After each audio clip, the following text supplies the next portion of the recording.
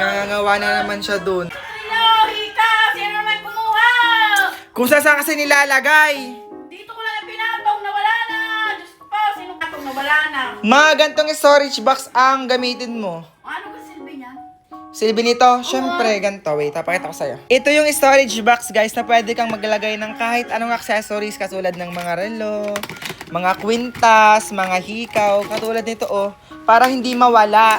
Pwede rin dito ang mga cosmetics, katulad nito, mga skincare, para naman hindi mawala kapag gagamitin mo na, pwede mo na lang kuwain. Ang kagandahan dito, guys, sobrang laki ng compartment niya, oh. Kasya to, oh. Daming nakalagay, oh. Diba? Sobrang daming pwedeng ilagay dito. Okay nga ang ganyang lagayan. Oo, mas okay para hindi mawala ang inyong mga gamit-gamit na maliliit. Meron din yung mga 1 layer, 2 layers, and 3 layers. Pero 1 layer lang binili ko kasi kakunti naman ang mga gamit ko. Kaya ikaw, mag-check out ka na rin ito. Bibili na lang kita. Mura lang naman to.